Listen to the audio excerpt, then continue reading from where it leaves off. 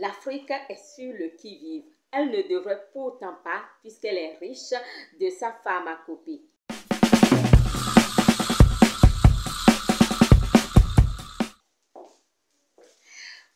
Bonjour! Après mes premières recettes il y a 2 semaines, je vous apporte 6 nouvelles autres tout aussi efficaces que les premières. Ce que vous avez déjà à faire, c'est de vous abonner à de l'eau tiède, du citron et de l'ail. Le citron n'a pas fini de révéler ses bienfaits santé. Quant à l'ail, il contient une substance sulfurée qui va en guerre contre les virus et les bactéries. L'eau tiède est un activateur de l'organisme, c'est un nettoyant de l'organisme. Prenez une tasse d'eau tiède, coupez-y 2 citrons et puis prenez 2 gousses d'ail que vous allez découper comme de petits dés. Vous consommez. Si vous souffrez de l'ulcère à cause de la présence d'ail, je vous propose de ne pas prendre ce composé-là à jeun. Deuxième recette, le vernonia en infusion. C'est une plante qui est appelée amanvivet en langue fongbe au Bénin ou aloma en langue mena au Togo. Le amanvivet ou le vernonia est conseillé pour les femmes nourrices et également pour ces personnes-là qui ont des troubles digestifs. Ce que vous avez à faire, c'est de prendre une infusion de vernonia pendant 2 semaines pour pouvoir alcaliniser votre organisme et le renforcer justement.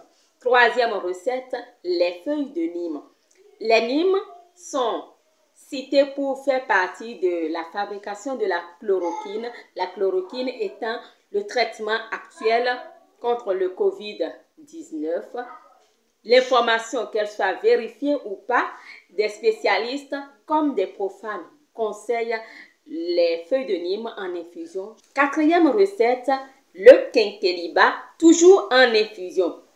Le quinqueliba ou encore l'arbre à longue vie parce que c'est une plante qui permet aux cellules de se régénérer et de vivre beaucoup plus longtemps. Si vous prenez donc du quinqueliba, ce sera véritablement pour votre bien. Et pas seulement pour ces virus-là que vous allez prendre, mais également pour d'autres maladies incurables et aussi difficiles à gérer, comme l'hypertension artérielle, comme le diabète, du citron et de la citronnelle en infusion pour avoir le même résultat.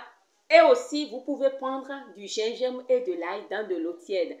Cette dernière recette n'est pas du tout recommandée pour les personnes qui souffrent d'ulcère de l'estomac parce que ça pourrait créer une crise d'ulcère chez vous. C'est pour votre bien-être. Et si vous avez aimé, likez cette vidéo, de la partager aussi bien en Afrique que ailleurs et surtout de vous abonner à ma chaîne YouTube Opportunité Plus et à mon site du même nom pour avoir l'essentiel pour votre bien-être.